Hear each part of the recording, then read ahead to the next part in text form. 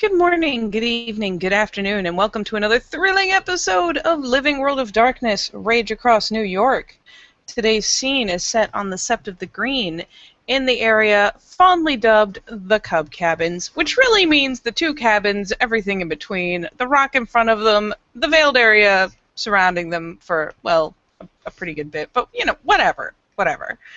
So, as of earlier today, a new cub has been brought amidst them, and after a brief, shall we call it, interview with the beta of the Sept of the Green, he has been returned to, well, not the Den Father, because, Olaf's, he's a busy guy. It's probably the cakes again. It's probably the wedding cakes. He really can't handle that many flavors. It's just too much. So instead of Olaf being there to greet this fresh changed young man, Maeve will be out and probably doing her best to look busy and to look distracted and to look like she has something she's supposed to be doing, though that illusion will be dropped the moment that poor confused Jacob is brought within, reasonable sight of the cabins. So she'll step away from whatever she was doing, probably, we'll say she was reading on the porch swing. And so she'll mark her page and set the book down and quickly hop up to greet him, walking along barefooted, sundressed. She looks pretty normal all in all, except for, she's a weirdo and barefoot. For the sake of Jacob's player, we will go on to say that these cabins are not exactly the kind of thing you expect to see at a rundown campsite. These cabins are actually in very good condition and reasonably modern. I mean, you still look at them and the word cabin comes to mind, but the facilities are everything you'd expect in a modern home, really. The layout is that there is this large, unmistakable boulder out in the very front that has, a surprising amount of belongings upon it, as well as usually a worm foe upon it, regardless of whether that is the case at this particular moment. And just beyond that is the Den Father's cabin, which is probably a bit smaller than the two to either side, as it is only meant to hold one person, though it is very clear at a glance that several expansions have been made. Things like a room added on, a bathroom added on, a closet added on. You can tell if you've got a knack for construction, a knack for building, that this has been a ridiculous process of adding one room at a time. To either side are larger sprawled cabins that are obviously meant to house more people. Each has their own porch, and at the very least, the two to either side have these wonderful porch swings. To the one side, there is a number of plants surrounding the cabin that Maeve is approaching from, in pots, in planters, in fact, just planted around the building. Though around both of them, he will note, there are a number of bird feeders, nesting boxes, hummingbird feeders, and in fact, at the very least, over by the one where Maeve is coming out, there is a dish, this very broad dish, set very close to the ground off to the side. Looks very much like a bird feeder, but is full of, nuts and seeds, and he will inevitably spot at least one squirrel scampering away with its cheek stuffed full. So with this overview in mind, I will let you guys either do an approach, or I will let Lucas state if he is present and visible and what his situation is. He is present. He is soon to be visible, right in front of Maeve's periphery, as he just sort of walks up, or at least walks into view, just sort of appearing there, with the fruit cut in hand, saying, "So you picked him up?" And while Maeve has lofted a hand to the approaching Jacob, she will pause to nod. Yeah, it's going to be one hell of a cover-up situation, but he really hasn't had a chance to decompress yet, so I want to first explain some things, answer his questions, and then we can go into all that. That's going to be awkward. Hey, Jacob, how are you? Are you okay? Do you need a minute? Do you want to like come in and like have a drink or just sit and stare at a wall for a minute and get your head in order? Lucas tilts the fruit cup. Grape?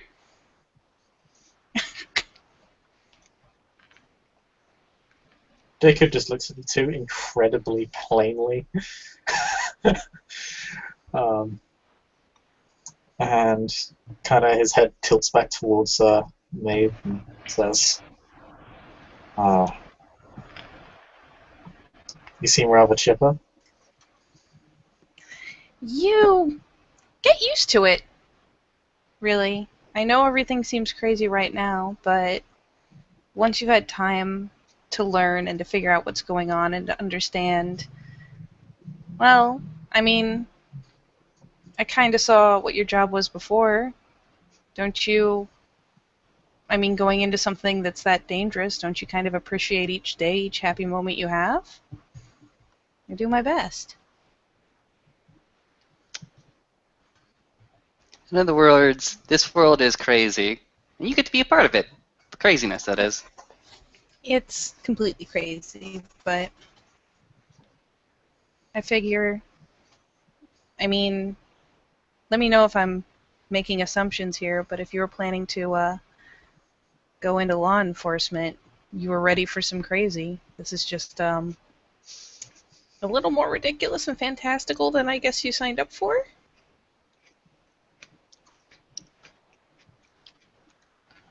I'd rather not make equations between what I was going to be and now apparently what has happened. That's fair. I mean, how about this? I know it's been kind of a rush, and normally normally we don't pull people off immediately to go talking to everyone. It's too much too fast. Why don't you come and sit down and, or stand, whatever makes you happy, but ask your questions. I'd appreciate that, thanks. I'll just Lucas take is the gonna go water. ahead and... Oh, Denying you your great satisfaction. Lucas is about to go ahead and offer up some tea, but now that the talk of water, he's just like, well, freaking water. Hop in. If you follow, that's your call. Yep. Has he fixed his door yet? The door is fixed. I wasn't sure. I never heard. Okay. Then Jacob yeah, can maybe we'll lead change him along. forms and fix that problem for you. But yes, so Maeve will walk along probably with Lucas, and very probably to the cabin on the other side of the center one, as opposed to the one that she approached from. Because it's the boys' cabin. Inside the And boys' cabin, there is a bit of a dining set. There are also bean bags pretty much scattered everywhere around there, that little gathering circle. You are offered a cup of water, and you are offered one of the beanbag seats. Lucas, for his part, already has a cup of something really, really hot in his hands, and is lounging in the green beanbag. And Maeve will, as if she lives here, wander into the kitchen, and you can hear the distinct sound of a fridge being opened. Jacob takes a swig of the water, looks down towards the beanbag, and just rather plainly states,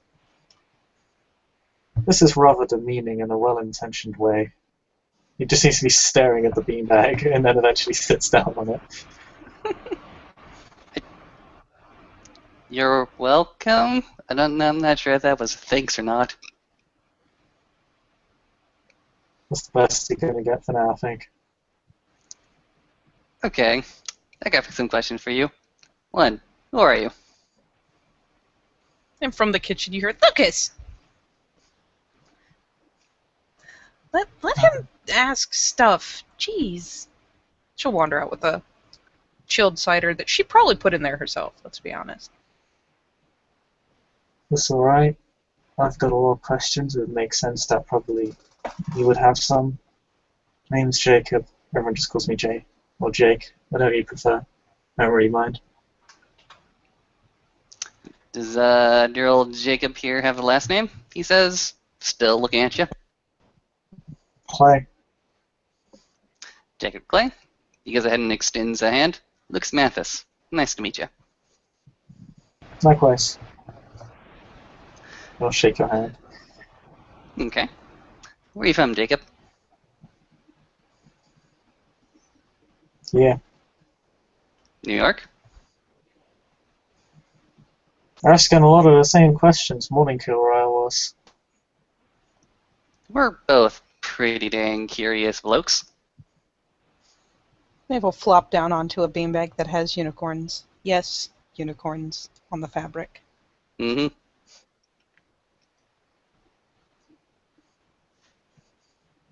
Any particular neighborhood? He shoots off a street name that you may or may not grasp, but doesn't seem particularly important. Okay.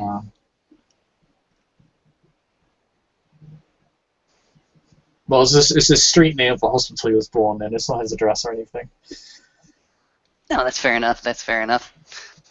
Lucas goes ahead and sips his tea quite a bit. How can you drink anything hot? I have no... Let's just say my tongue got burned off a long time ago. Tea or Even coffee? a tongue thing. This is coffee. But it's hot. And it's hot outside. Why don't you like yourself? Whatever happens to my tongue, it will go ahead and heal. I know this much. Jacob kind of looks down at his drink when he hears about tongues and may remember that the guy he was very upset about literally had his tongue ripped out in a horrific fashion. Takes a moment, but when he casts a glance down at his drink and looks thoughtful, she abruptly takes up that shocked expression like that. Oh no! And kind of looks over at Lucas like, oh, why did you do that? Admittedly, he has no way of knowing, but still. Lucas is still scanning dear old Jacob's demeanor. If he goes ahead and shifts into one that's more depressive, angry, elated, or happy, or joyous, or calm. It's mainly more thoughtful, but it's like the rather slight, smallish smile that was there is now gone. Maybe we'll find something nearby. Seems a bit more steely-eyed. And we'll chuck it at Lucas. Who knows? A rolled up piece of paper. Maybe he has a random foam balls laying around. Who knows? It's Lucas. There's all sorts of stuff. She finds a koosh and throws it at him. And then glances over to Jacob. So, your questions. Because I'm sure you have about 1 million, and starting to explain this early is just a little much if you don't take it at your own pace.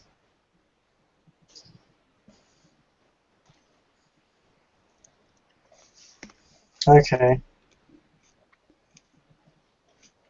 I got one. Okay.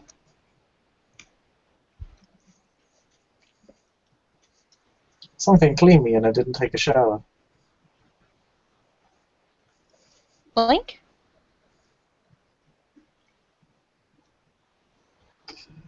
If they walked.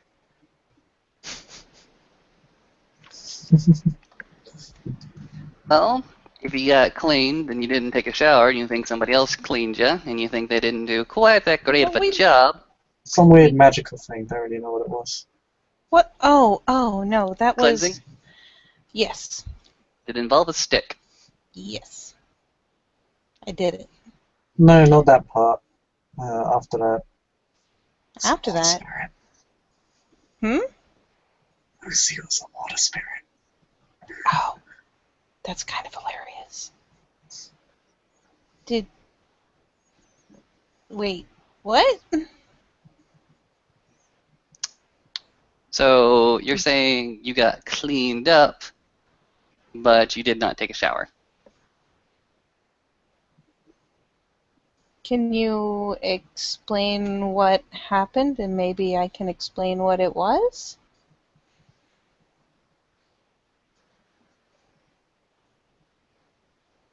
He thinks really hard for a moment.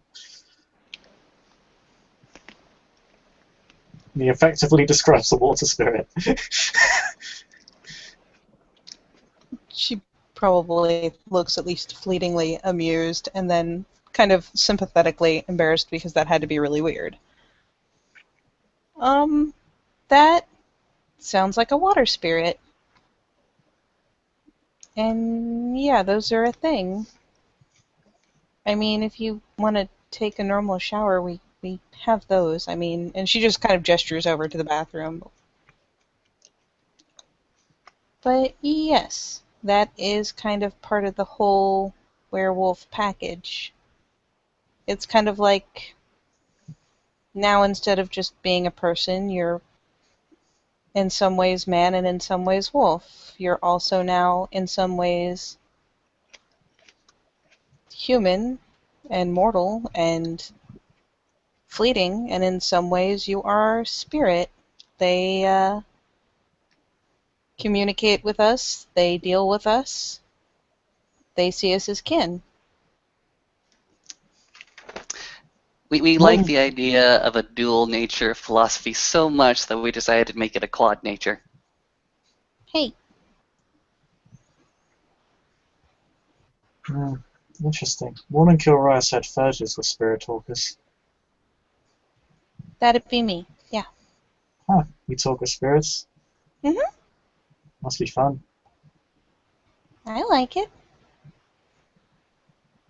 Don't get to do it every day, I suppose. Well, I mean, Well, yeah. I suppose. Pointing over to Maeve, one hand extended, the other one like over his own head in a pointy gesture. He goes and says, Maeve over there is a very accomplished spirit talker who's done literally changed the weather for us. Oh, interesting. Is that also why you glue? Glowed, sorry. Sort of. It's... Some of us take on the aspects of certain spirits. Some of us earn it from the spirit itself, and it seems like some of us are born with it. And I have a very strong connection to the moon. In fact, I get the impression that a lot of my family does. It must suck on a full moon. Apparently it's very easy to lose your mind on a full moon. Having a connection to it would probably not help. That is true. I mean, this connection is to the spirits. It's not... It doesn't make me more strongly connected to the moon and the rage that she gives us. It's just to the spirits that represent her. Actually, that does bring up a good point, dear Jacob. I've heard this superstition, this myth, this urban legend, whatever you have call it. You work in the police force, right? Did you ever talk to the dispatchers for an extended period of time? Talk to who, sorry? The dispatcher. Once or twice, why? I've always heard the legend that 911 calls an emergency request go ahead and amp up during a full moon. Is that true? I don't have access to those statistics. Wasn't really even well, it's gonna be a cop, but that's kind of out the window unless something gets sorted out in a fortnight. I didn't pick up any of that. I apologize. Well, he said he doesn't have access to those statistics rather plainly, and then says he's not even really a cop. He was going to be, but unless something changes within 14 days, he's probably not going to be one. And actually does seem to upset him a little bit. Okay. Didn't realize. I apologize. Did they... I mean, I'm sure he asked or looked it up. Did they find out what kind of moon you were born under? Half moon apparently. I'm a Philodox, Mm-hmm. so It could the be worse. gist I'm getting from it is that I judge people or something. In a way, you're still law enforcement, really. The laws are different, but it's very similar, except that instead of just arresting someone and passing it along, you also judge yourself. And once you are ranked up better, once you have more sway, you'll be able to actually punish people yourself. You are in the fortunate position to have a mentor readily handy to you. One Olaf Tryggvason, he is responsible for making sure you reach a proper rank. That, and let's be honest, I mean, I'm sure they talked to you about being a Silverfang, and I mean, the Beta and the Truth Catcher is a Silverfang as well, and a Philodox. So, you're in a really good spot when it comes to mentors. What's a truth catcher? They didn't really mention Silverfang. I heard the term tossed around. I know it's apparently the tribe I belong to. I smell like one. I don't really feel like Well, I smell like anything. But well, I mean, when you were around me and Cinna, or even just now, like, being around me and being around Lucas, it's not a smell, it's not, I mean, we call it a smell, but some of us, our bloodline, it reflects in everything. It's in our scent, it's in our appearance, it's in a subtle sort of influence, I guess. And it's easy to pick up on. And you have the bloodline of Silverfang, I could tell by looking at you, but right now you're a cub. And if you decide that that is not what you wish to be, you can belong to any tribe that will take you. And most of them will. So if you decide that is not what you want for yourself, you're not stuck with it. The Silverfangs are kind of seen as well, they're leaders in the nation. I don't think I've ever met a Silverfang that didn't have at least as much of the bloodline as you do.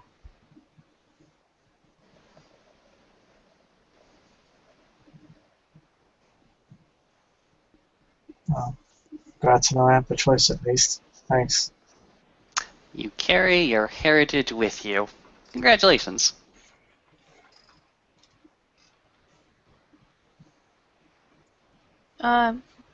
If it helps at all, and she'll take a hand and kind of set it on her chest. I am a Fianna. That is the tribe I was born into, and it was the tribe that accepted me when I chose them. And Lucas here, he's a child of Gaia. Hi, I'm the last unicorn. Nice to meet you. She winces very fleetingly. I never heard about any of the tribes or the other. Uh, we did talk about the moons a little bit, but apparently this is all supposed to be what the Den Father dealt with. And never really heard about, well, Truth Catcher. Not really sure what that means. The Truth Catcher is it's a position. It's, well, not a rank, but it's a position that is held inside the Sept. And the Sept being this entire giant group of us, this community. There's only one Truth Catcher, and Morning Kill is the Truth Catcher. He is also the Beta out of all of us, with Mother Larissa being the Alpha. So he is a man of high rank, high position, high esteem. What does a Truth Catcher do exactly? Forgive me if I say it sounds a little bit like the Guru Inquisition. It kind of does. I mean, it's a pretty self-explanatory position as far as I understand it. Highest judge in the land. Highest ranking Philodox. Last court of appeal. So he's Within a the Supreme plans. Court justice, Eh, but there's just one of them. yeah. At least it I'm going to simplifies the assume that system. makes sense. Yes. Okay. She kind of glances around and knits her brow for a second, and then finally says, "I will be right back," and pops up and scoots out the door. So, while she's gone, Lucas says he goes ahead and brings his being bag closer to yours. You feel like running away yet?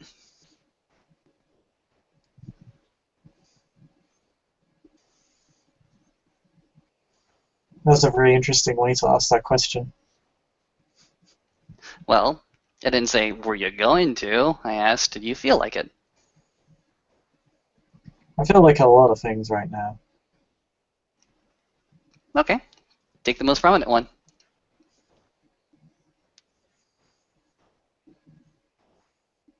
There really isn't. That's part of the problem. It's all a bit confusing. You could say that. Okay. I could understand if someone wanted to run away.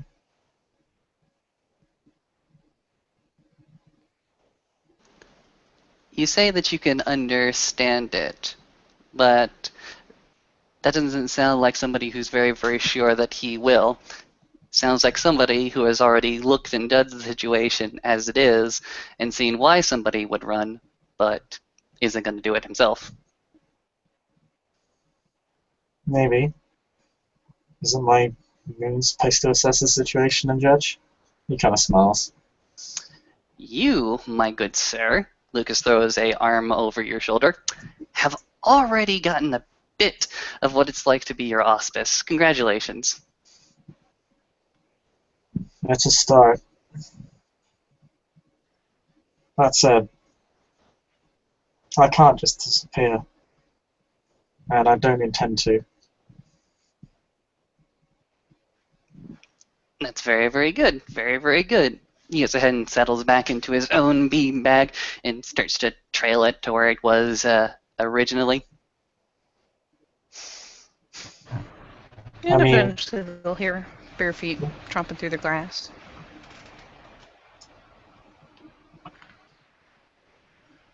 she did something weird a while back, actually, in wherever the hell I went. Guess you could say I was on an acid trip. And she used a stick, drink some water on me, and something happened. Which one? The redhead? Yeah, maybe. Not Alright. Ophi. Christ.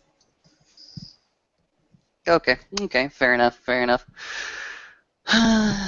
That's a bit of a precaution. You've lived in the city like all of your life, right? Yeah. Why? What's wrong with living in the city? No, nothing's inherently wrong with living in the city, but when you live in the city for any stretch of time, you start to pick up the stink of the city. You have a nose for it now. You'll notice it a lot more. That oil slick, that trash can, the mold, a little bit of feces coming from the sewers. Always, that's always nice. But yeah, the more that you live in the city, the more you'll accumulate all those scents and stinks to yourself.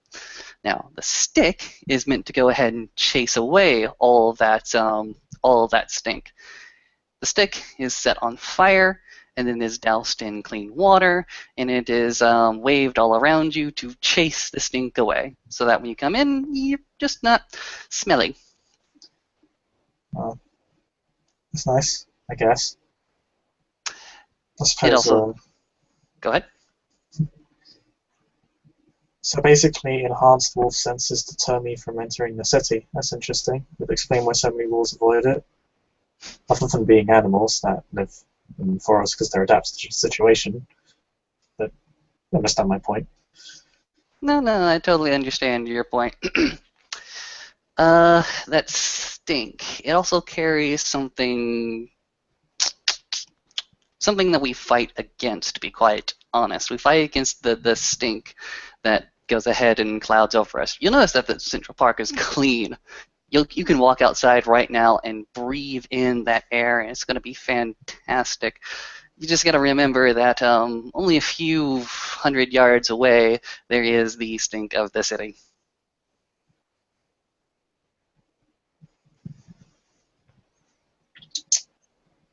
Yeah, I heard about fighting.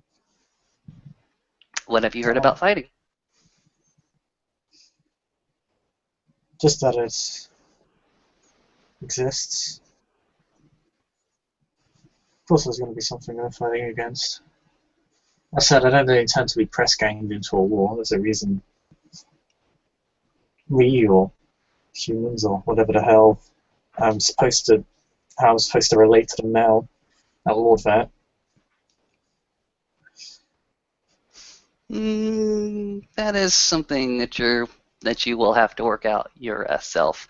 You come from that world. You come from the world of man. You come from the world of city, and now you are a creature of more the wild. You are now a creature of the wolf, of the spirit. You have to come to terms with what you learned in your life, walking amongst them, being one of them, and try to figure out, well, how best do I help my community now? I get it. It's all about that balance concept we talked about a bit earlier. Be human, don't forget to be a wolf as well. Be in the world, but not of it. Fair enough. That's the way I learned it. That's the way I went ahead and crystallized my worldview. And I've been doing pretty damn fine for myself ever since. Glad to hear that at least someone's doing well. Oh. Alright, sorry about that. I was going to come in sooner, but Bob got home. So, Maeve will finally tromp up onto the porch and through the door, and has what essentially looks kind of like a jewelry box in her hands.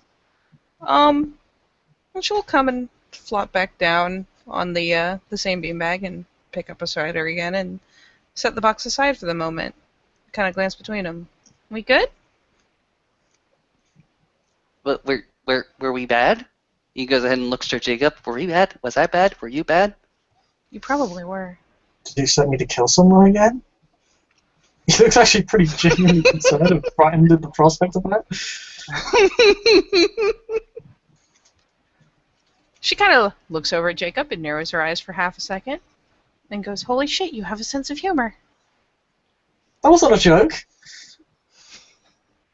Oh. Well, crap. And I do have a Nobody's sense of sending humor. you to... Nobody's sending anybody to do anything, Lucas No. says. No, I'm not. Especially not right now. I mean, I don't- first off, this just happened today, and second off, even for a while, you're going to be essentially in training. You're not going to have to do crazy stuff. I kind of gave up on humor after the way every reacted. Gotta have a sense of humor. Otherwise, everything's just dark and terrible all the time. Life's no fun if you don't have a sense of humor. Most people don't get cop humor. He drinks his water arrogantly. As if his humor is superior.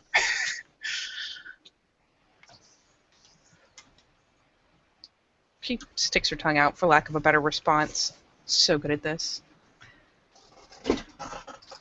And she'll finally pick up the box and flick it open, and set aside a little cloth-wrapped bundle, and then pull out another small cloth bag, and begin plucking out what Lucas will recognize as very familiar little wooden ornaments. The totem ornaments that were made a long time ago, I guess. Mm-hmm. Aw, delightfully entertaining. So Is she'll that like, take, oh, sorry. Oh, sorry. She'll essentially just begin plucking out these little wooden ornaments. Each is carved to represent a different animal, all of them being the tribal totems.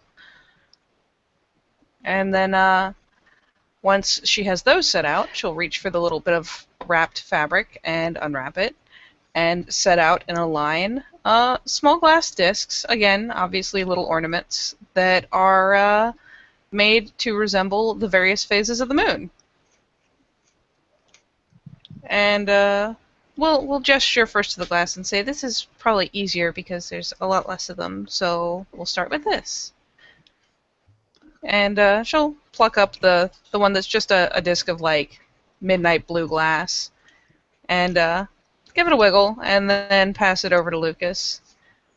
The new moon is the moon of the Ragabash. And you can see there's, no moonlight. It's a darkish auspice, and so it is the auspice for, you know what? I'm just going to let you have this, Lucas. Hi. You do this better. I'm a Ragabash, not a new moon. He goes ahead and holds up this glass and goes ahead and holds it up to one of his sunglasses. Actually, go ahead and push up his sunglasses and put it to his right eye.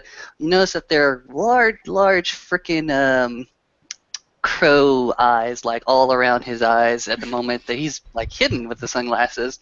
But he goes ahead and looks at it. I see you. Goes ahead and puts it down. Those Ragabashes, they are born under the new moon. They are mostly not meant to be seen, and they are not given too much to the rage that is inside of all of us. They can bring levity to a situation simply because they do not take such a harsh offense at anything. Most people don't take them too strongly just because that is their auspice. They are pranksters, and they are the silent ones, they are the loud ones, and then they are the quiet ones. I, for myself, was drafted because of the skill set that I learned while I was still kin. I have an amazing set of abilities that make me fantastic for scouting, and not much else. I go ahead and tell you, I'm a terrible, terrible freaking cook. Full of shit. I am also full of shit. You're a court jester then. Something like that. You could be the court jester, you can be the spy, you can be a king's most trusted confidant. A Ragabash will be anywhere and can be anything. And just because they are not given too much of the fury does not make them useless on the battlefield. They strike true when they need to, and you can never beat a Ragabash with a stick. That's also true. Some would call the Ragabash the spirit's closest friends, because nobody really pays attention to all the spirits. Nobody's going to really pay attention to all the shadows that a Ragabash can hide in. Wait a second, speaking of sticks, you tried to grab me back there. He looks at me. What? He looks mock offended. I don't know what I did. Remember? 3 guys? Oh. Yeah, sorry. I once the 3 guys were down, you were probably gonna start on someone else, and I needed to make sure that didn't happen. You would have made been sure I an didn't idiot with the hurt you. shotgun. I've heard this story once before, but from a different source. What happened today? My best friend died, I killed 3 people. No, I didn't. I killed 2, and then... Now that I think about it, it seems you guys had real trouble with the last one for whatever reason. Oh yeah, Ophi and that came. Well, they were worrying about those gangsters, whatever they were. I slipped into this shop and around behind him, and kind of grappled him, kept him from continuing. Praise Anaconda? Yes, definitely praise Anaconda.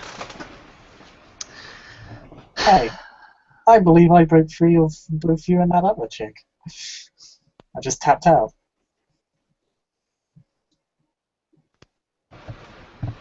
Hmm? He says he believes he broke free of your Yes. whole and that other chicks. He Well, just yeah, tapped out because, but then I well, think you're pretty much done, so there's no need to go grabbing you again. I'm glad you didn't. It's That would have been the most unpleasant bear hug I would have ever run through. Well, it's normal for most of us on our first change to have something like that happen, and we're used to mm, it. So we just try to get a hold of you until you get your control back. Oh, thanks. before we get too far away from it, Jacob, I am sorry for your loss. Thanks. A slight smile creeps back onto his face. He seems to be more comfortable again. Dave looks decidedly guilty for a moment for having to pull him away. So, yeah, no, it's probably for the best. I'm pretty sure in hindsight I would have gone after that. The guy who had seemed to have a fun time shooting up the cash register. Oh my. I don't even know him yet. But he's crazy. So we're just not gonna go near him because he thought some crazy sawed-off gun was the way to go. Yeah, I'd prefer to stay with you if it's all the same. That's okay. That's kind of the deal here.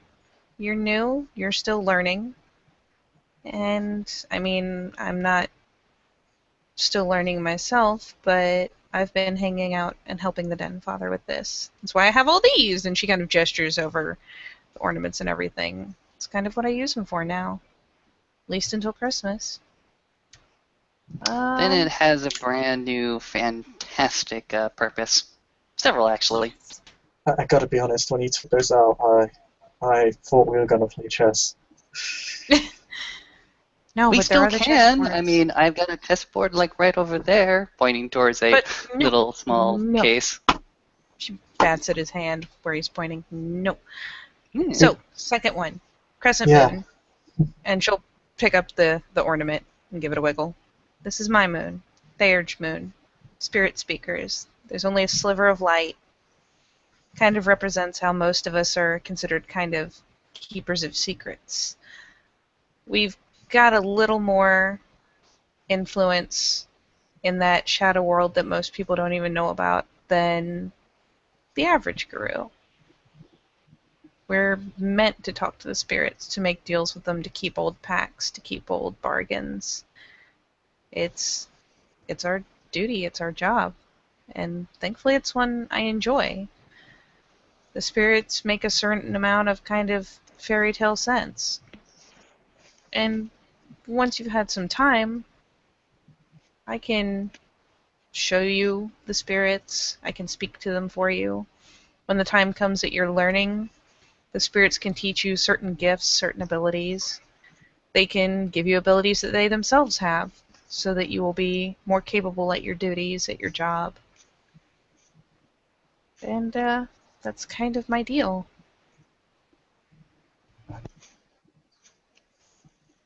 magic seems like it would help on the job.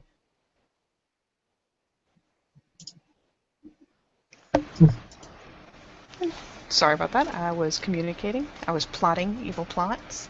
I missed that. He says it seems like magic would be. It seems like fun. Looks like magic would be good on the job. It pretty much is. That's kind of why I love it. I mean, I'm not as serious as We some of them are. we had a Basically, long stint of spirit talkers that would resort to the spirits when mundane solutions would have been so much better, and they paid. that's the Yeah. double-edged sword, right? Balance. Don't let your spirit I side mean, get too tough. Or the more mundane you side always. definitely you definitely don't want to forget to balance between body and spirit. And I mean, I'm sure everyone's heard stories about like making wishes from genies. You have to be very careful what you bargain for.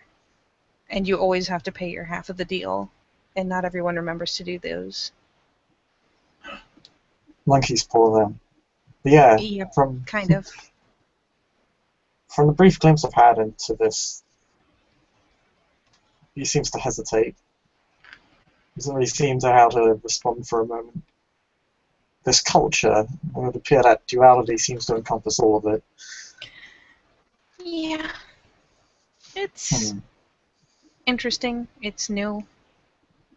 But the more that you kind of plunge into it, the more it's going to feel natural, and you'll feel more comfortable with it. The thing we did with the mirror, that is how we have one foot in the spirit world. That's where you went. You stepped through to, we call it the Umbra, and that is where the spirits reside. And very rarely do the spirits come to the Tellurian or the real world. And there are not many things that can go from our world to the Umbra. We are one of the few things that can have a foot on each side. I was surprised I was even able to do that at all, considering the state I was in. Apparently, Morning Cure made it so that these clothes can come with me next time. Oh, good. Good. Yes, So, it also no means more, that when you... Yeah. no more naked shenanigans for me. It was embarrassing enough the first time. Yes, I It suppose it happens. was. I was fortunate Okay. enough to be concerned with other things. It happens to all of us the first time. I'll say this. Nothing wrong with going sky-clad some of the time. Okay. So yeah, that's good, because now you have something that'll go into the Ember with you and something that'll stay with you when you change. Good, good, good. One less thing I need to get done for you. So, yeah, moving right along.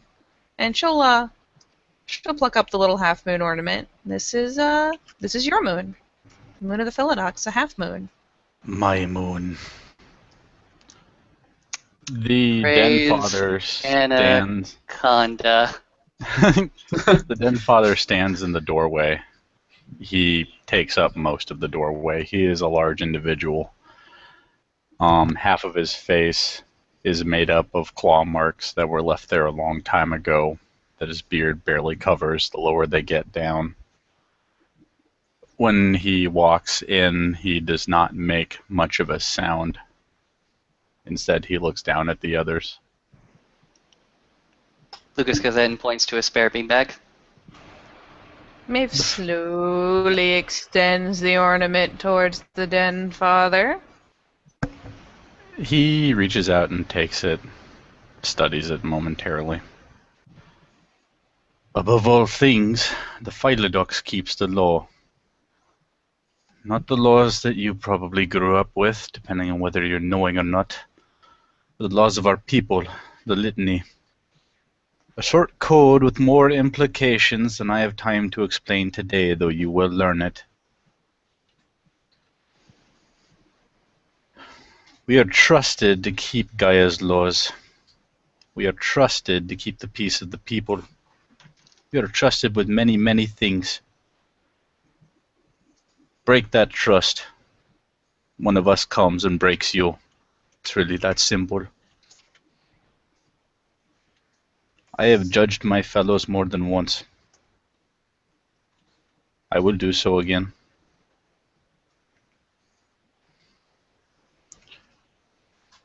I am Screams in Silence. Fostern Homid-born Philodox of the Fenrir, though you will call me Raya. I am your Den Father.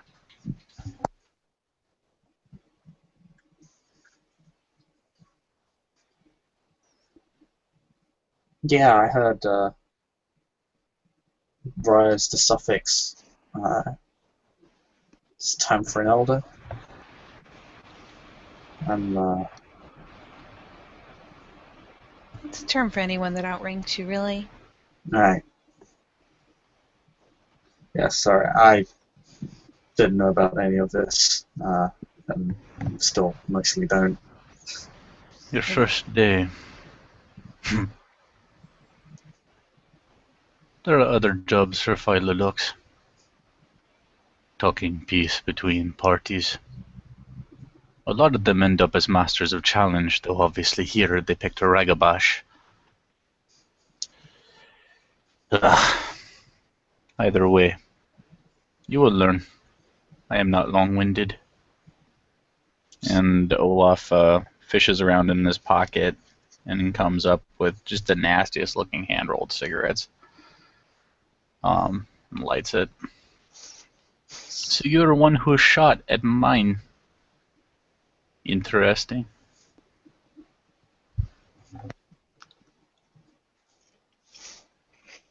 Shot at yours. And he looks at Mabe and actually looks vaguely confused. Is this not one? No. The other, the Clea, the one that recently came. The Bonar Galliard Cletus. That's his name? Through, That fucking idiot. she'll flick through a quick glimpse of a sawed-off shotgun.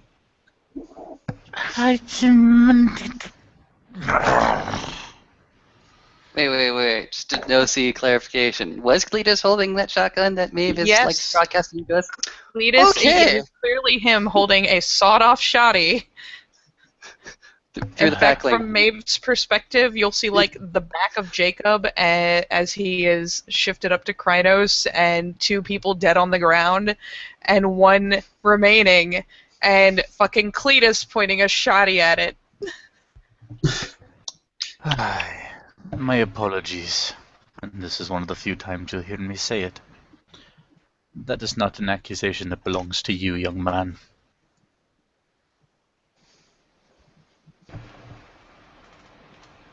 Either way, That was special. what is it you were before you change? He kind of holds out. It's a very tattered badge of officer in training. Very tattered, but it's the emblem and the words are still there. It's just the edges are frayed. Not anymore. You don't belong to that world anymore. Though this is complication. And he glances at Mabe. We'll have to talk to Glasswalkers. Get him disappeared from system. He's so in the fucking grid when people join these things.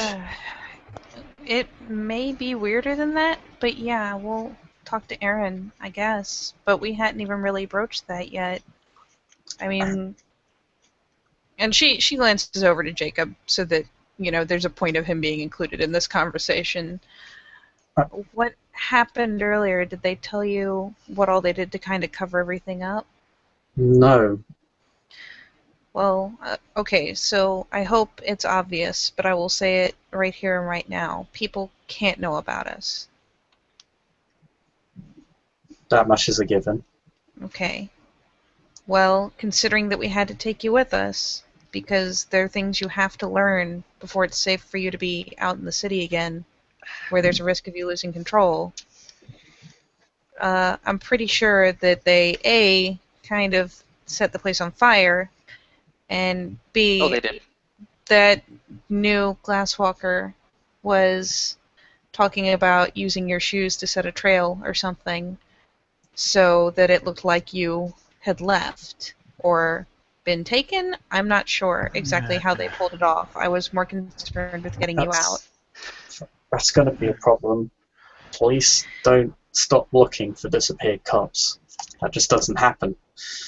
Indeed. Don't We'll have worry, to involve we're you very in it. good at making a story, making it an elaborate story if we really have to, or a simple one. Because, my dear Jacob, do you have any idea why you didn't know about any of this before you woke up today? It's called the Veil. The Veil is very important to us. We love it. We live it. It's our sword and our shield. We do everything to protect it. It's simple job, kind of. As long as Cub here cooperates, we can get dental record, be creative. Well, I mean, alright, you can call me on this if you think it's a bad idea, but we've kept the illusion of someone being fine and elsewhere before. And if he has connections to the police, that's something we don't have. Can't be risked. He's got enough mean- rage that people will feel it by his birth. He obviously can't go back to being a policeman, but it doesn't mean he has to get rid of all the Yeah. connections he has there. Maybe you don't understand. He was at site of massacre from what I'm hearing. They will want to talk to him, to question him, and he is part of their organization. They will want to keep him there. I'm pretty sure that's why they made it look like he'd been disappeared. No, they're not going to give up. I know. But Then- faking a death that accurately is hard, especially if they're looking that hard. Well, Is thing to figure out later. Not now. For now, it's enough excuse that it means that you have time to adjust. We'll figure out what the story is later. I'll be able to control myself by then. Cops. Do not fucking run on me. I will find you.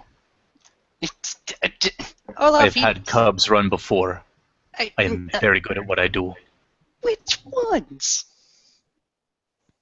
Never mind. Albert. He goes ahead and says, Albert, you remember? You remember the day I had? I was not I- happy. Try not to.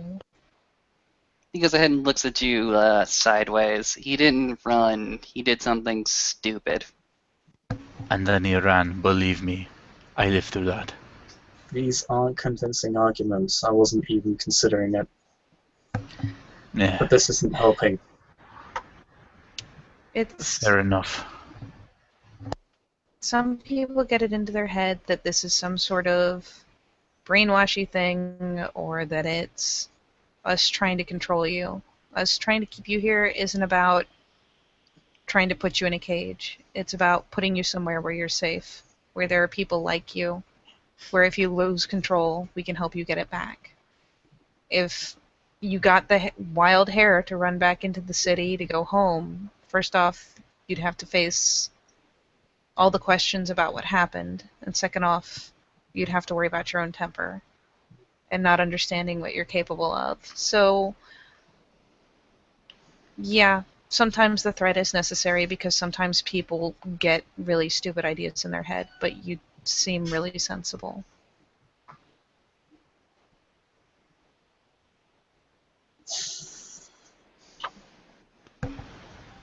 You're not human. Not anymore. Make peace with that.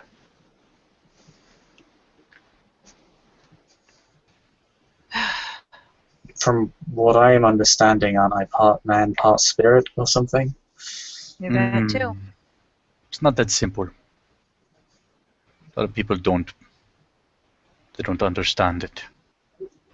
You're born of man, yes. You retain man's mind. You are not man. You will have instincts and ideas that no human does. And no human that I know of is touched by rage. You've inherited the heart of a wolf, that you will never be a lupus. You will know some things they know.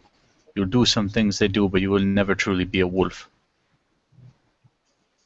Your flesh is as real here as it is anywhere else, but you can travel in a world populated only by spirits.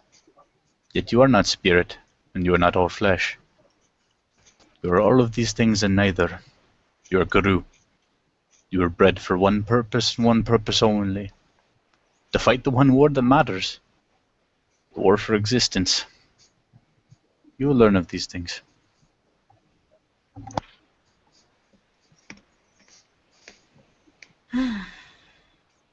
These two, Lucas goes in. Go ahead. I love these two. They're my pack. Them and a very talented Galliard. But they like soft entry into this war. They like to play at human feelings. I do not.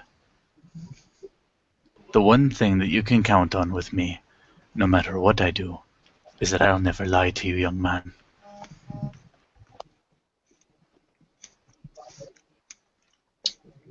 Jacob just shrugs and says, "Most I could hope for."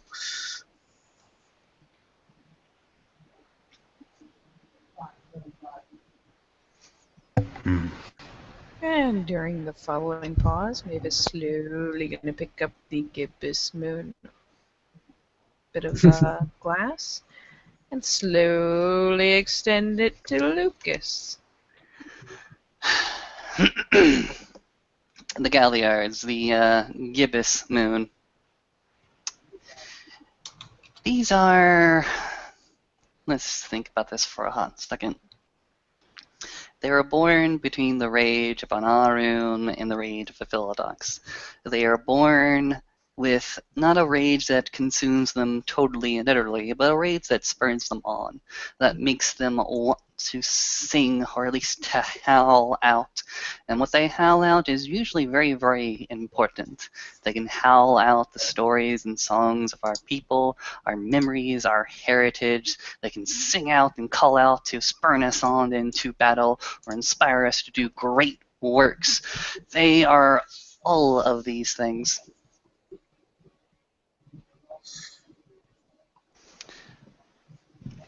Like the Ragabash, they can lift your spirits with the right song.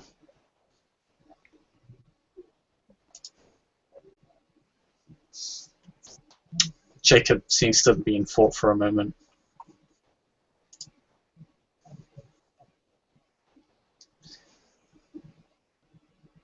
They're very, very important to us because they take all of these emotions that are drawn to us, crystallize them into something that's meaningful, and express it to the entire world.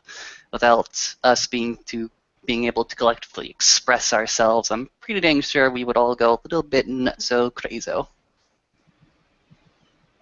That and excuse me. We told you about the veil. Obviously, we can't exactly keep books. The Galliards are a living history. They have to remember all the tales, and they have to pass them on, because we don't have textbooks, we don't have classes, we just have them. They are the memory of the nation. So they're more keepers and more leaders? It seems like a dangerous way to keep your history intact. There's no other way to do it. We can't write it down. What happens if it fell into the wrong hands? The veil would be broken.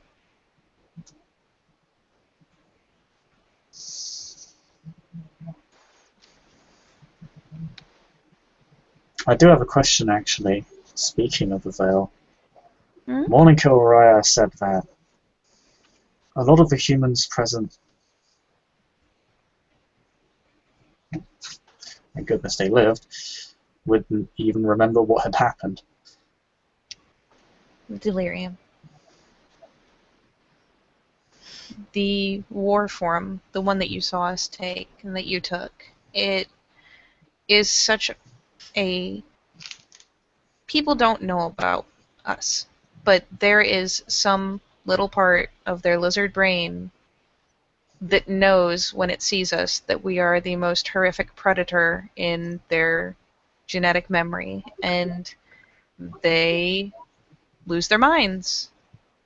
Some of them will cry, some of them will run, some of them will come and flail at you, but they can't grasp it. They can't handle seeing a monster.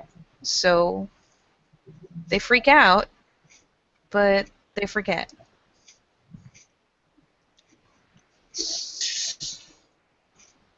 Genetic memory? Kind of. I mean, it's the best way to explain it. You've never seen a werewolf, but if you were a normal person and I had changed in front of you, you would have done the same thing. You wouldn't have known why, you wouldn't have understood what I was, you wouldn't have remembered what I was, but the moment you saw it, it would have flipped every instinct, every warning system in your body until you either ran at me, ran away from me, cried, started thrashing on the ground. Who knows? Yeah, there are broad strokes of reaction. Some of them just shut down. They just lay there. They flop around, piss themselves. It's very strange to watch. Some of them begin screaming and running the other way. is best. And some of them try to fight you. They get very mad. And they try to beat you with their fists or shoot at you with a gun or whatever's at hand, really. I don't know, it's kind of amused me. But I hear rumors sometimes of other two. Some of them, I hear tell anyway, remember. They don't remember clear, but they remember. These are dangerous. I don't like them. The worst kind. The kind that make you kind of wonder. Every now and again a story surfaces about someone who's not a kinfolk but doesn't react. Never know what to think about it. You ever see one of those, you fucking tell us. That's a bad thing. Most things that can look at you and keep their sanity aren't just people. In fact, a good rule of thumb, even though it should be a while before you're out and around the normal people again, part of being what you are, and she'll tap the little half moon ornament, the more of the moon that was there when you were born, the more of Luna's rage that you have. It's a two-edged weapon. It makes you a vicious fighter, it makes you strong, it makes you fast. But at the same time, that rage, things can feel it. Animals are probably going to avoid you, and so will people. It's not that they... What? People get right rude if you have enough rage in you. Why, I had to stand in that fucking Starbucks line for like 40 minutes, and I just wanted one of those little egg things. It was kind of funny to watch the cashier studiously pretend he wasn't there and do everything ever and clean everything ever before coming back and finally having to take his order. They sense it. They do. So after your first change, most people, even people like me, and she kind of taps that little crescent moon, that teeny sliver of, gold, and goes, even me, people aren't just going to approach me to be friendly. No one's going to walk up to me and say hi. No matter how nice I look, no matter how nice I act, people aren't going to just walk up to me. And so if people do, if someone just walks up and starts a conversation out of nowhere, someone that's never met me before, I can guess with pretty good accuracy that they're not just people. They're not just human. We're not the only things out there. There are monsters like us that have been corrupted, and there's all sorts of other stuff out there that really doesn't bear listing just yet, but there are other supernatural things. Through the backlink, Luke's is going to go ahead and say, I'm not going to deprive Garrett of the "You are monster now" speech. Yeah, Olaf just kind of snorts. Yeah, hilariously, at the same time, Maeve, Olaf does that snort, and Maeve, briefly smirks for no reason, because the backlink isn't audible. But it's like, oh, weird, it's like they had the same thought at the same time. While you are here in training, the most likely thing that is other than you'll ever see is an Alfar. You will know them because they act like they have some sort of hoity-toity sensibility and they talk down to us fucking constantly. Maeve is gonna lean over with a little hand over her mouth and be like, he's talking about the Fae. They visit here rarely. They have political ties to places. But when I thought they he was do, going to go on about kinfolk, but no, he had to rant about Fae. No, I don't like Alfar. Never liked Alfar. How about you tell him about kinfolk? Because they don't come into Sept except that one time. Yeah, I'm already trying to work my way through one supernatural. So if we could limit the number. Let's talk about kinfolk. Yes? And about our runes, and she'll waggle the golden disc at Olaf. The Arun, the full moon. Highest of the rage, though I was born with as much rage as an Arun, I tell you what. Warriors among warriors. Every guru is a soldier, but they were the ones with no other job than to be a soldier. The door kickers, the front linesmen, the great fighters, the songs sung of them are songs of glory. Aye, the types that you hear about ripping the throat out of an elder leech or taking down an ice worm with nothing but a broken spear, that kind of stuff. And people So, have great stories about Arun.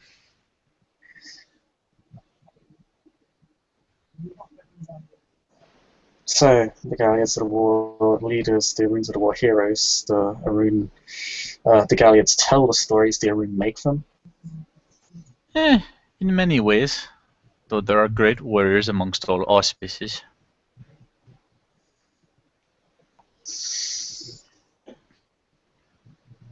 Right. I wouldn't say I was too shabby myself. Not to toot my own horn, don't you know? All saw how you ripped up that Hydra. Kinfolk are important. Kinfolk are not Guru, though they are related to us. There are wolf kinfolk, there are Hamid kinfolk. Here in the Scar, you will only see... that's not true. You'll mostly see Hamid kinfolk. Very few wolf kinfolk stay around here. Yeah, Monica Raya said some of us are born as wolves. Indeed. Now, the kinfolk have the Guru blood in them, but they did not change for whatever reason. The average number you get spat at you is, in a family of true-born, 1 in 10 turn into Guru. That being said, you look at my family and like 2 or 4 of us turned into Guru, so there. So, my family must have been either kinfolk or Guru. Sometimes kinfolk pair with each other, but usually it's a kinfolk and a Guru. I'll be wanting to have words with them since they didn't bother putting a kin fetch on you. Yeah, I may well poke a hand up. I'm one of the lucky few from a kinfolk pairing. It's apparently pretty rare. Actually, Monica Raya did say they could have been unknowing. It's possible. It's rare, but it happens. I mean, at least my folks knew. Yeah, But if neither of your parents know, it makes things awkward. There's a good chance that one of your parents is, even if the other doesn't know, I guess. But it was pretty awkward. I didn't know. Indeed. Either way, kinfolk in this big world of ours are bottom rank. Now, that doesn't mean we go out of our way to treat them like shit, but they don't hold political position, do not have political voice aside from their Guru relatives, who, of course, if they care, will speak for them. It is good to take care of your kinfolk. They do things we cannot do, have things we cannot have. They are lifeblood of the nation in many ways.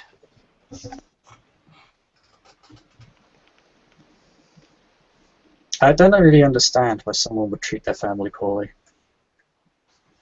He looks pretty confused, as if it really doesn't process them at all. Like, you literally... Some people are very stupid. Some of us go ahead and take the duties that Gaia has given us above the compassion that we should have for our kin. Actually, speaking of missions and such, what's Gaia? I've heard that term thrown around a few times, but... Ever read any sort of fantasy book or played any sort of video game? It's Has the Earth. Gaia in it? It's our mother, yes. It's more than just the planet, but... Gaia. Something much, much bigger than any one of us, much bigger than all of us put together. She is bigger and greater and more majestic than any spirit in all of the spirits, even those who are so great as to be even tribal totems, far greater than us. And even as she is as such, she is so mysterious. Nobody truly knows the ways and the wonders and the methods of our mother, but she is there. I've met a lot of spirits, and I've heard about a lot of spirits. I've met Spring. I've met the spirit that embodies that entire season. But I've never met Gaia, and I've never heard of anyone who has. She's bigger than I can fathom. Consider this, the reason that we're here, of all places. Like, I mean, you have to have noticed Central Park. Considering that we're supposed to be wolf people and all that, and worship the mother, seems kind of weird to be in the middle of the city, right? Right. I'm not going to pretend I fully understand all of that, or that I understand it at all. Perhaps when we get to some of the details, I'll have a better picture of Well, here's the what thing. that means. We are made, we're born to protect Gaia. And the reason that we're here, of all places, is that there are places in the world that are wellsprings of Gaia's life and energy. There are places where it touches the surface, kind of.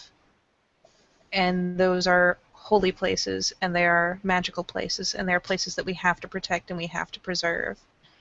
And there is a spot in this park that is one of those places, and that is why we stay here. There are... I mean, you remember that whole little song and dance I did when I first brought you here. There are other things besides Gaia out there. And one of them is a force of corruption and perversion, and it taints everything it touches. It corrupts everything it touches. And with this place being in the middle of a city, a place that is full of that corruption, it is very hard to keep this place clean and to keep it safe. You're literally surrounded. I guess it makes sense that a force of corruption hides in this city. It is the place of the highest population density. It's also just a place where it's very easy to corrupt things. When people see litter in the streets, they don't think anything of it. If you walked out into this big majestic field and you saw where someone had dumped some trash, you'd go, oh, that's terrible.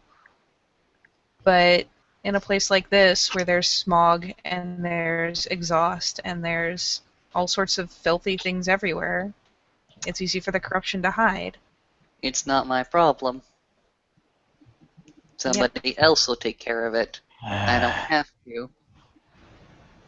Just wait until I take you on your first fucking bug hunt. You would be amazed the shit that the worms and minions get away with in the middle of this place. So I take it that in this story, Gaia is the good guy and the worm is the bad guy. It's more complicated than that. I think, go figure, it always is. Oh, a little It'd be bit. far too simplistic if it were to be simply protagonist and a villain. Honestly, That's a fairy tale. that's the simple version, and that's the basis. But Gaia and the worm aren't on the same standing. Ah, crap. I don't have visual aids for this one. Lucas, make me a thing. It Lucas is goes this way. ahead and takes a sketchbook to himself. Give me a hot second. I don't have a rep for the triads. Just keep talking about them. Just keep talking about them. I'll find Okay. something. Long ago, nothing. Nothing at all. Gaia makes three forces in the world. You have to think of them as great embodiments of concepts. On the one hand, she makes the wild, the force of creation and change, constant. On the other, she makes the weaver. You've probably seen minions of the weaver. The great spider, always making patterns and putting things into form and place, keeping them there. And then Gaia made the worm, and the worm as it was, long ago, was not a bad thing. It was force of entropy, destruction, clearing out old things that new could come into being and then be formed. And so the three stood in balance for a very, very long time.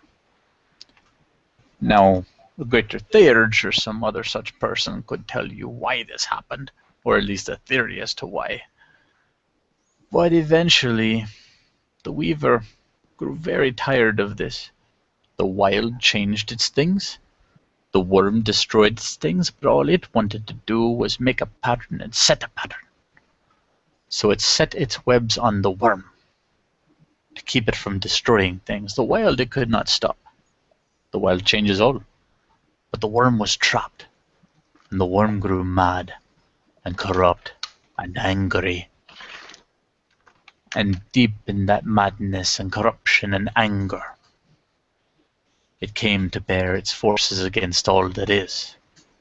That is the worm we fight now, the great destroyer, the great corrupter. It does not come itself. If it were able to come itself, we would all be dead. Instead, it has many minions and ways that it reaches into the world. You will learn of them. I will teach you. Orkatorirai will teach you. He is more learned than I even. But that corrupted worm, that is what we fight. Right.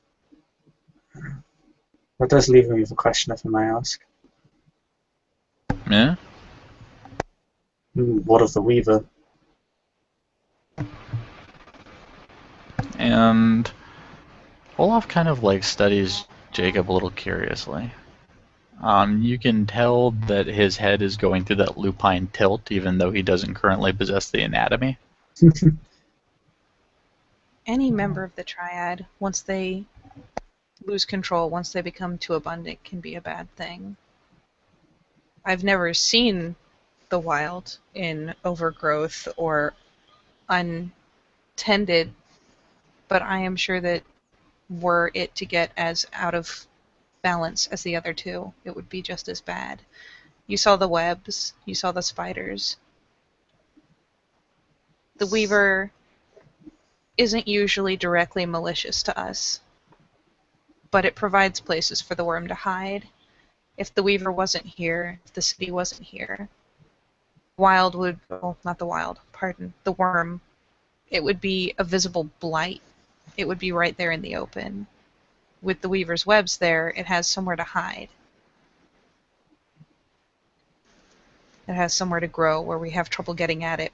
Because as much as the Weaver seems neutral at a glance, there's a reason that when I brought you back here, back to the park, even with you buck naked and us in the middle of the spirit world where we're surrounded by webs and spiders, we followed every street sign, we followed every stoplight. They still function on order. And you have to follow certain rules or you get their negative attention. If we ever made an assault on the city, on the webs, to try to get through them to the worm where it was hiding, well, I mean, you've seen. We're surrounded by it. Okay, this is a bit too detailed than what I really wanted, but you've seen Lucas in the side who's scribbling something quite madly, and this is sort of what he comes up with. Ignore, like, a lot of this, but just pay attention to the spider and the webs that the net that's been cast, the tornado and the vines that are like swirling around, and just that gaping maw at the bottom of it with several tendrils also scrolling up. And he goes ahead and presents it to you. Okay, triad. Huh. Can I take that from you and put it in the box? What, the Asian gangs, or? No, they are mispronouncing. It is triad. With a T. Sorry. It was pretty obvious that Jacob was joking. Olaf, you can already tell that his sense of humor and various reactions are very divorced from human behavior. he just doesn't. He doesn't And the other one. have humor. I mean, there's the ornaments, but the other one that you need to learn off the bat, the visual aids are pretty simple.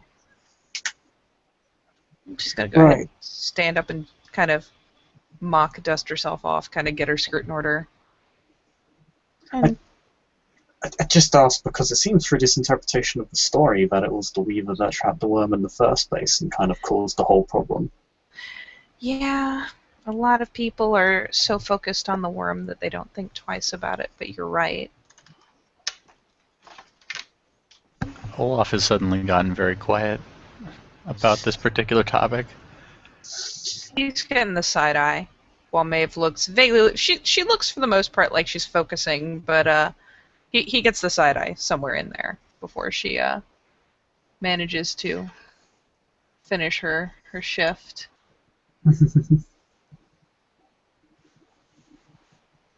Up into admittedly not as hairy as most Glabro forms, because Fair Glabro is the shit. But given a moment of time, she concentrates and then begins to grow. She doesn't become gigantic, she doesn't become monstrous, but she certainly becomes more warrior-like. She gets a little height on her, she definitely gets muscle tone. And just kind of fills out and up into something more burly. As she gets more burly and taller, Jacob kind of leans back in his little beanbag. As like literally as she gets bigger in perfect timing. When she shifts up to Glabro, Olaf kind of like punches her in the shoulder. Oi. If you say one word while there's someone stuck in lupus. I ain't gonna say that. What? Just take care of the rest of it. I got things I gotta attend to, eh? Where are you going? I have kinfolk to look after. It's the cakes again, isn't it? Yes, it's the fucking cakes again. They never stop about the fucking cakes, and also somewhere in the middle of there, I pick one, and then they pick another, and then the other one picks the other one, and then Mama Lynn comes in and hits us all with a fucking sandal. It's hard. Anyway, I gotta take care of that, and I gotta start working on something else. My sister had kinfolk. I have inherited them, but I have to find them first. Ooh. When we get a chance, I've learned a new rite. We need to go find a place for our shrine in the Umbra and prepare it. And I'm gonna need all of you. It's more than a one-man rite. So be it. I will be there for that. And he nods and then looks at Jacob. Tomorrow, 5 in the morning, your training starts. Rest until then. Good thing as a cop, I always got an early shift. Yep. And with a very brusque nod, Olaf heads out. So, the form you're in now, your natural form, it's called Hamid. I mean, for obvious reasons. This form, it is the near man. It is the state between the war form and the Hamid form. It's called Glabro.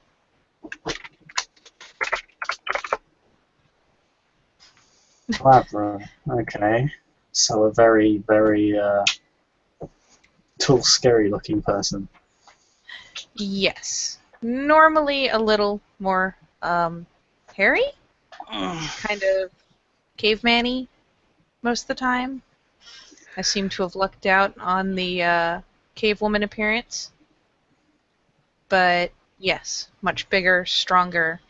In places where you need greater strength but can't risk being noticed. This is kind of a happy in-between. It's still a risk that people are going to look at you sideways, but it's a step. You'll be stronger. You'll be able to take a hit. Mind if I give it a shot? Go for it. Oh, big man But, thinks he can do it on day one. Make sure you step into the... She's going to, like, boot the beanbag as he starts to stand up and give him some space, because she knows what happens. But, let's just say I really hope this doesn't go wrong at all. It takes practice. Is there something I should focus on? Any tips? It's especially the first couple times, it's like trying to flex a muscle you didn't know you had until today. It's like twiddling your ears. Most people can't do that, he says as he demonstrates. Yeah, kind of like that. I'm trying to see red. Don't try to see red, but the same kind of primal thought, that same kind of wolfish base, reach for it.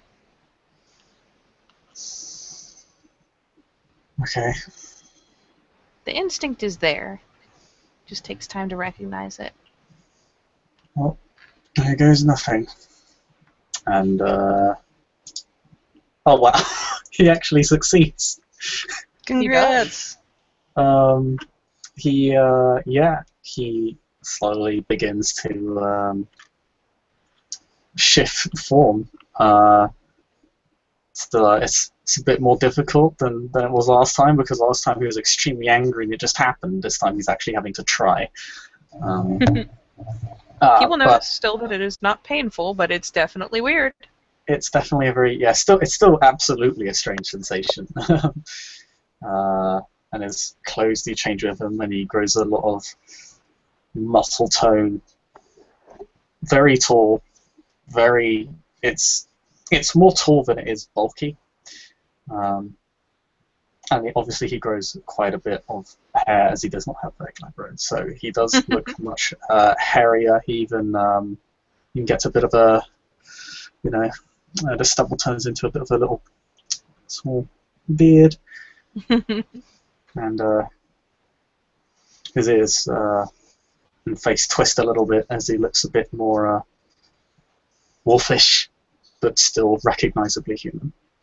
And she'll take a moment while he has settled and is kind of getting used to where he has paused, this kind of middle ground. And she will actually reach into her pocket and pull out that little mirror and flick it open, just so that he can see what he looks like. Just so that he has a grasp. Like, this is something that kind of passes for human, but almost not quite. Since she isn't a good example of that, she wants him to see that it's definitely kind of caveman style there. If it wasn't for the ears, I'd probably keep the beard. He says it a bit more, again, it's a bit more deeper voice, because he's in bro.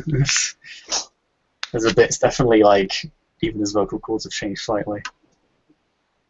Alright. Now, this one, you can try it again if you want, but it is a form that kind of strengthens that whole tie to the moon we were talking about. It's a lot easier to lose your temper in the war form, and in the war form, well, let's put it this way, never ever take it unless you are in a group where you have been told you can or someone else has already done it. We should never take these forms except in the spirit world or in the midst of battle. It's like done with the safety off. Yeah. And she will again take her time, and it's a much slower process for her. You will notice that as he shifted previously, he managed to make that jump faster than she did. She's making it a very gradual, very thought-out process. But she will slowly, and very carefully, stepping back a bit to make sure she has plenty of room, will shift all the way up to Krynos. And he will notice that even though she's got a big old wolf muzzle, and she's certainly not bothering to try or struggle with English, he can still understand. As she says, this is Krynos. There are Lucas will stand up and model the distinctive change between the Hamid and the Krynos. Yep, Jacob, the sheer height difference. is well away. He's like kind of standing slightly behind Lucas. That's okay. If the cub wants to hide behind Lucas, that is totally cool. His last memories involving this one haven't been particularly pleasant. He's not suffering from the delirium, but there's still definite That's definitely a giant hesitation. fuck off monster. It's a very much he kind of steps back and he's a bit of trouble looking her in the eye. He still does, but there are a few brief seconds where his eyes kind of scatter around the room. He will notice that she will not. She basically won't let him meet her eyes for the most part. She'll keep them a little bit lofted. It's at this point, it's reflex. It's not something she's necessarily doing consciously. but she will essentially, anytime he goes to lock eyes, she will kind of lift her muzzle a bit and disconnect that gaze. To her credit, while she's in this massive form, what little movement she does is very, very slow, so that it is easy to see what she's doing and where she's going when she shifts her weight. Jacob, a little bit of etiquette. Never look somebody in the eye, and never smile. At least not until you've gotten the ropes. Why not smile? And Maeve will show him exactly why you don't smile. yeah. It doesn't look big much like a fangs. smile right now. In fact, it looks completely fucking horrifying. And when in doubt, roll over.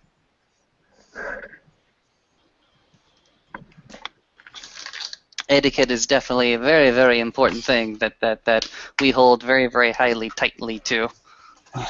Thanks for the heads up, I guess. Right, when in doubt, roll over. I'll make a note of that one. And she'll slowly lurch forward and put her big old forepaws on the ground, so that it is much easier to make the shift down into Hispo, which, while smaller than Krynos, is still a giant fuck-off direwolf.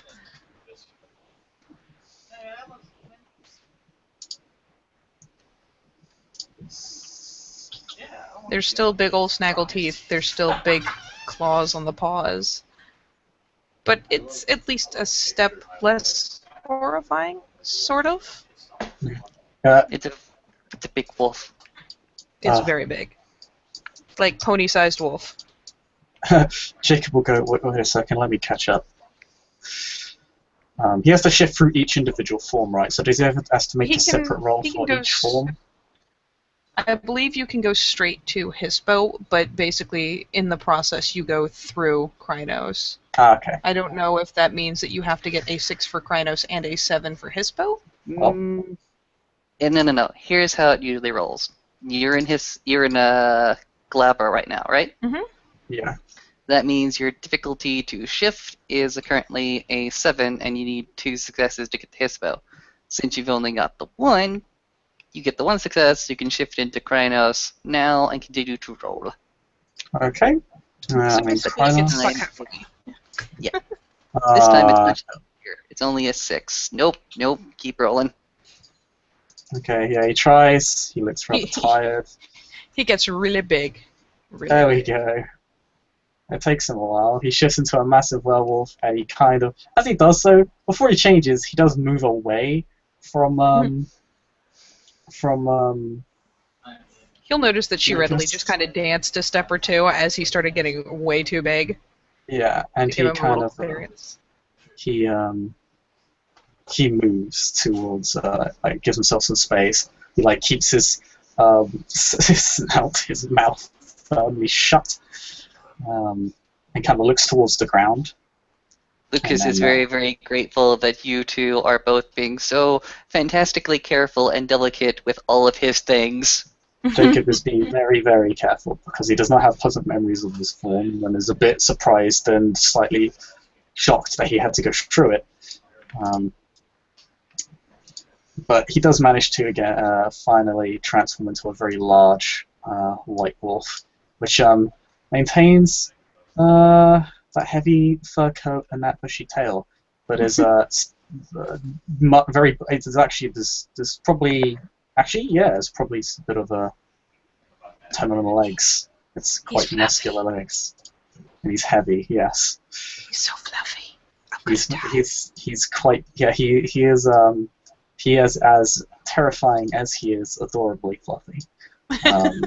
It's mainly the tail this time though. It's got that bushy tail and which you also be seeing in Lucas form soon. Yep. And Maeve will pause there and bob her muzzle in approval. This is Hispo. This is a secondary war form. You will not provoke the delirium in this form. People will not have the same reaction. They will see you as you are. This is an easy form to break the veil in, but it is also a very, very good form for battle. It's not quite as strong as the war form, but it is a little bit faster.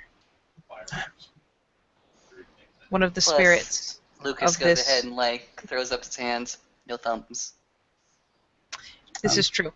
No thumbs. Jacob goes to speak, and can he speak? He can. You can definitely speak the Garu tongue. It will be strange because it will be reflexive, and it may take him a minute to realize he's not speaking English. Yeah. It may take him a minute to realize he's not hearing English. Yeah, no. It takes him. He tries to speak and then finds out that he's not, which causes him to immediately stop. And then you just hear him like, there's this, you hear he doesn't like say anything. His mouth and is closed, but you hear him kind of like he kind of growls, despite the fact that not maliciously, but just like trying to filter through what he's doing, through like the vibrations in his neck. And, is it like the verbal exercises people do when they're acting, just making a bunch of goofy ass sounding noises? It's almost like he's trying to figure out how this works without saying anything. It's if like you it's almost like think about it too hard, it gets harder. Just talk. Yeah. No, he definitely feels like really different in this form. Like there's definitely a lot of like he feels a bit, for lack of a better term, more feral. You are more feral, much instinctual. And he literally says, "This feels weird." Ooh, but it gets better. It gets better. And the giant fuck-off direwolf with the massive teeth and the giant claws kind of does a little dance step. And finally, she concentrates again and shakes her way down to Lupus. Bang. Getting really good at primal knowledge rolls. Good. As Jacob follows suit, focuses on that wolfish base to its fullest extent. Perhaps the reason he fell before was because he hesitated, and that's causing him to fall behind. And perhaps a bit of his competitive nature is catching on. He doesn't want to fall behind. He wants to be good at this. He wants to be able to control it. And if he has to do this to control it, then, well, that's a price worth paying. Yeah. Seems like a good deal to him. Shrinks down. It's funny because every time he gets competitive and succeeds, he definitely shifts more quickly than Maeve. And I'm sure that will in some way appease that competitive spirit just a little bit. Yeah. And you see the wolf in the display. The fur coat's a bit thinner this time. It's really only extends to the tail. He's got these. Don't lie to me, you're fluffy. Things, right. Thanks. All but Lupus form, unfortunately. You do not get a fluffy sheepdog this day. Well, it's still a strong coat, but it's more it's more like it's not fluffy. It's more like it has a. It's probably thick and coarse. Yeah, it's thick and coarse. Not.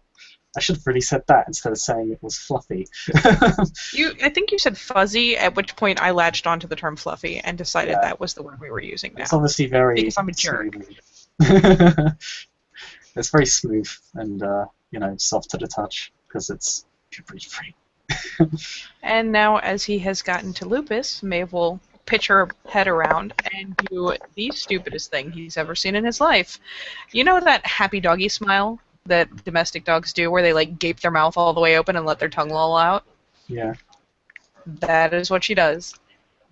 Nope. Hey, Jacob. Jacob feels scritches. Scritches on the back of his neck. Feels fantastic. It is the weirdest thing. Oh yeah, no, he's taken aback by how much he revels in that. Maeve also gets the scritches from Lucas. Scritchy. He has two hands. There are two wolves. Scritchy.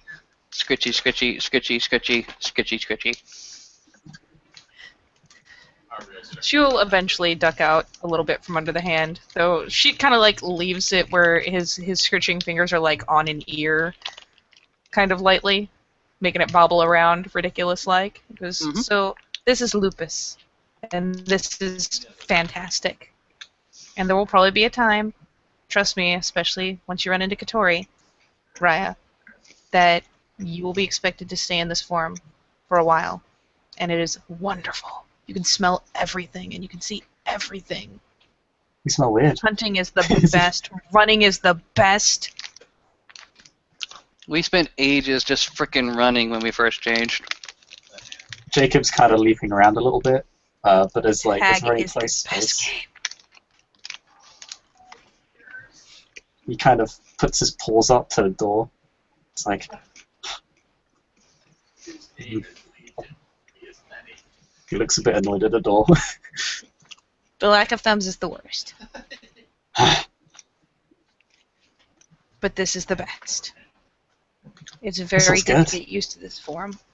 But this is why you learn these things. And she'll kind of like gesture with her muzzle, kind of jerking back towards her, like to coax him over.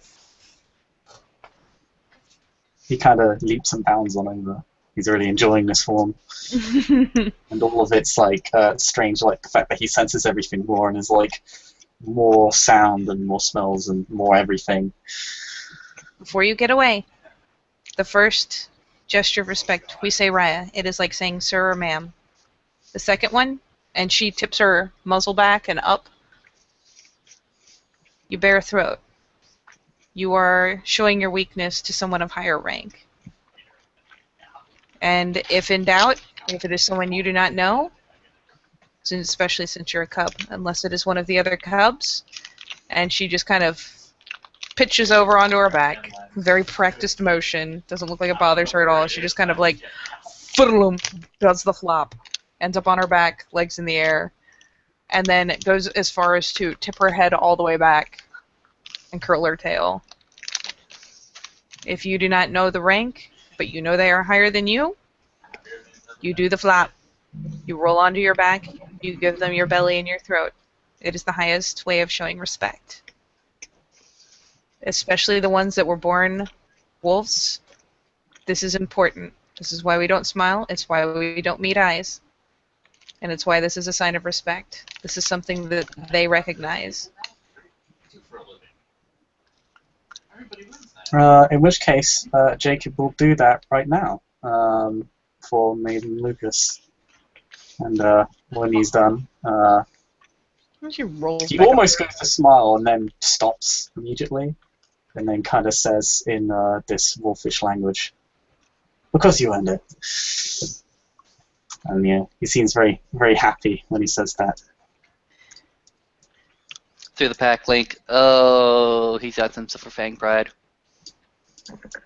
And she flops back up. This is why I do that stupid, stupid dog face. There are still Lupus who will not appreciate it, but it's not a snarl. If you have to smile, if the urge is to smile, practice doing it like that every time. So that at least, at worst, you look a little goofy, but you don't insult anyone. Hey, I've always been a dog man. And gives the goofy smile. I like to call it my derp face. He pants a little bit like a dog. It's kind of invigorating almost. And then he kind of almost like kind of messes up how he stands. Like it's almost like he's first almost like he's in a running position, then it looks like he's almost like getting ready to pounce on something. And then it looks like he's sitting, and then he seems to be experimenting with his new limbs and appendages and everything, and doesn't chase his tail. Although, Lucas, let's go run and show him the edge of this veiled area so that he knows how far he can run. Alright. Lucas gets up from the beanbag chair, walks over to get a stick, walks to the door, goes ahead and grasps the handle with all of his digits, his thumb included, goes ahead and twists his wrist, a motion that is quite practiced but marvelously mysterious for the Lupuses, and throws open the door and sort of walks out. Pew! Lupus is running and trotting faster than him, but he will follow at his own leisurely pace. Bound, bound, bound, bound. Maeve Yeah. never gets tired of Lupus. Jacob's kind of experiencing Lupus for the first time and is bounding around and kind of perhaps jumps off a few.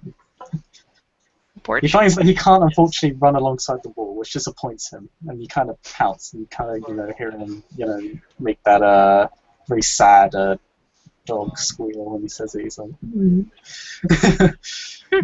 I can't actually do that dog squeal. He's like, oh.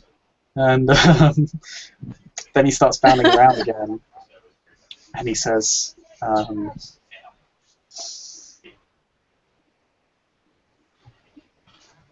had no idea you could live like this. It is a good way to live. Feels a bit too easy sometimes, though. Oh, trust me, it doesn't stay easy for too long. The reality checks are a thing. During the winter. I mean, But for now, be happy and enjoy it and learn it. Because too soon it gets harder.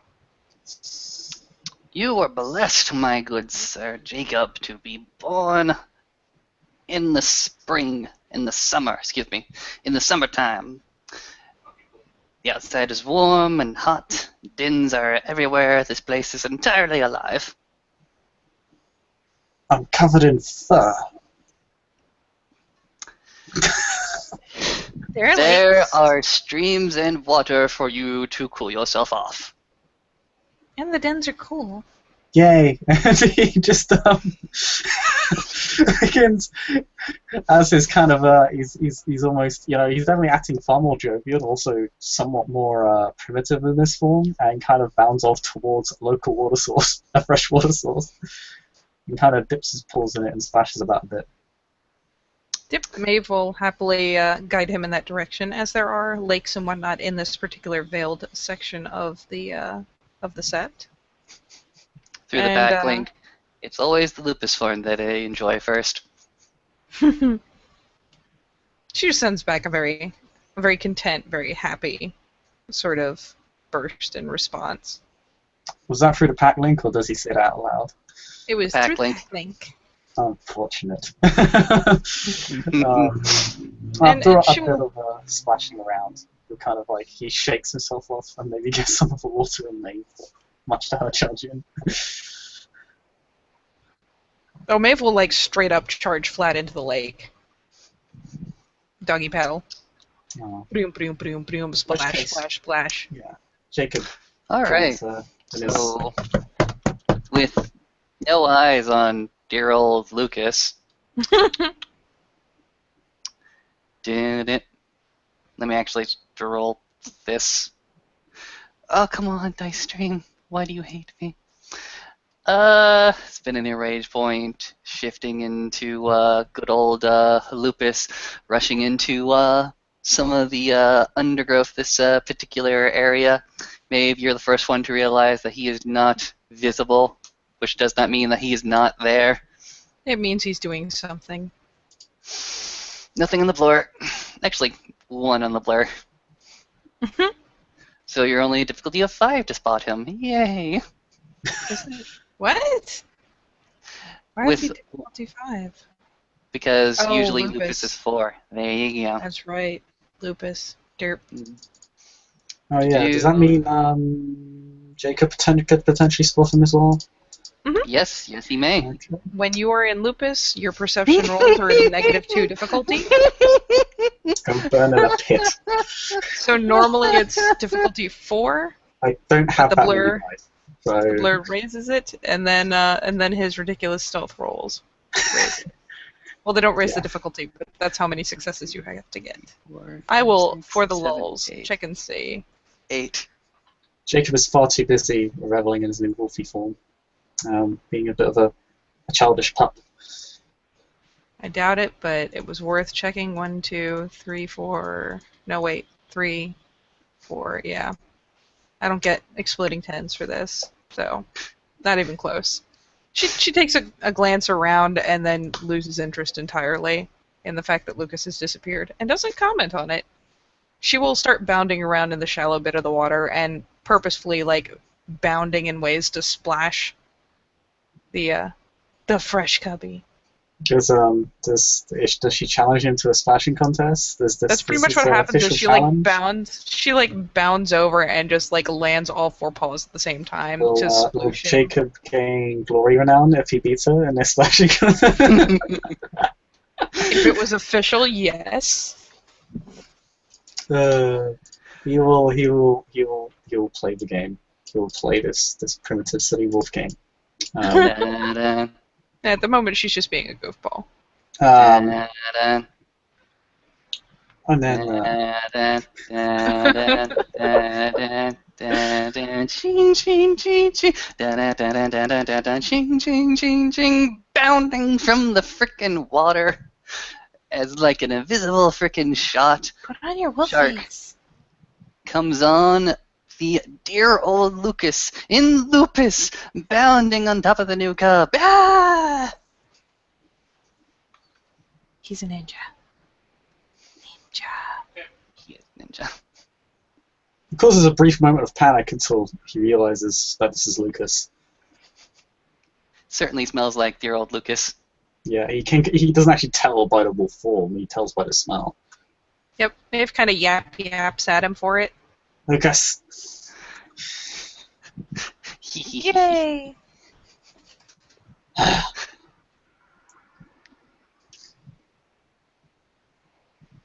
Maeve will prance herself victoriously out of the shallows and give herself a shake off. After Jacob kind of just slowly kind of tilts his body so that Lucas kind of tumbles into the water. Jacob will do the same. Says, this was a lot of fun. Lucas will come out of the water, shake his rough, shaky, shake, obnoxiously. It's his favorite thing to do. His literal favorite. Hard to think sometimes.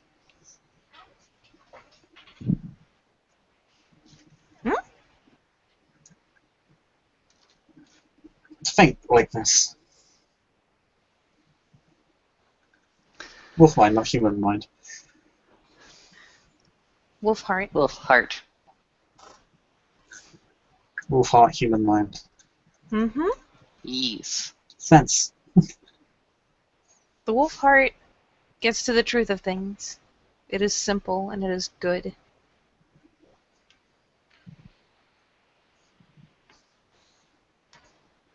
Well, whatever plans you go ahead and make up, good old Jacob, just know if you need something, just go ahead and ask for it. He does the goofy smile at you.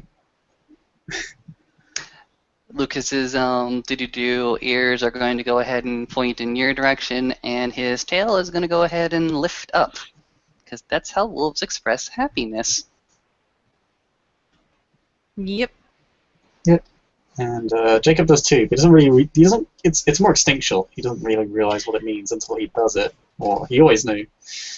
He will find, especially if you're playing it as an instinct thing, that when it comes to being around other lupus, like Maeve and Lucas will flag their tails very high, and he will find that even when he flags his tail, the instinctive urge is to keep it just a touch lower than those who outrank him.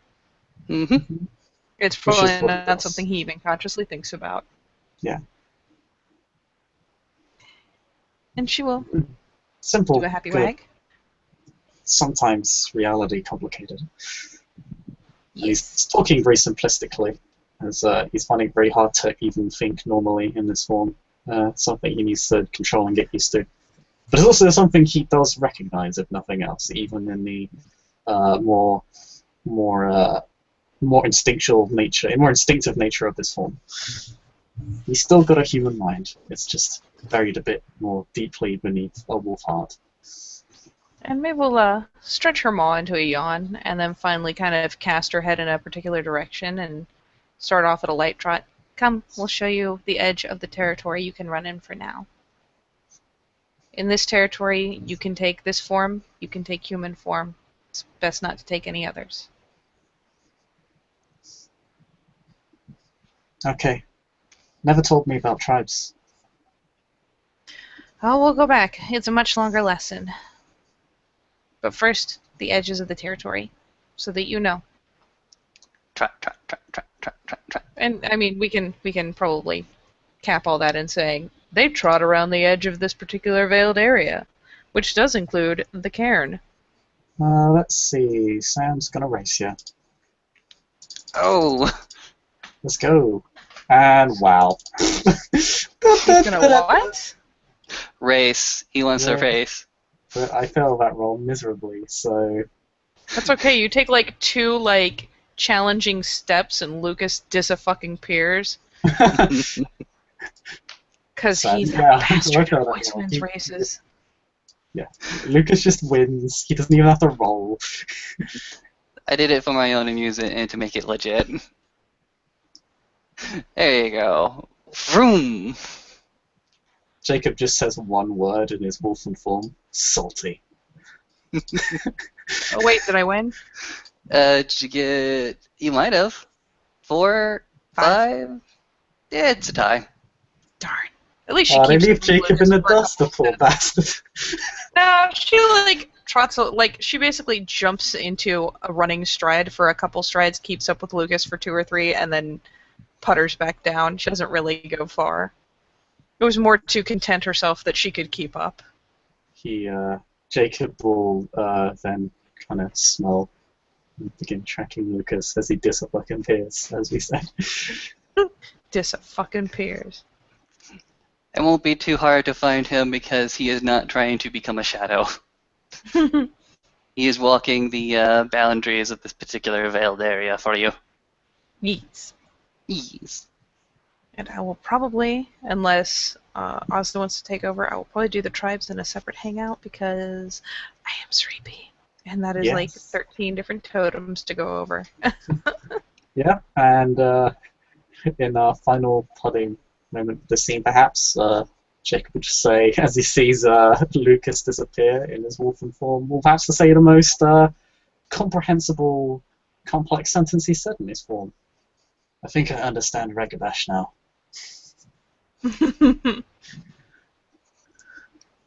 Maeve somehow manages the equivalent of a chuckle. It probably sounds like this ridiculous chuffing noise. And so with Lucas definitely taking point as is only appropriate, I think that we can probably safely say thank you, players, for playing, and thank you, watchers, for watching.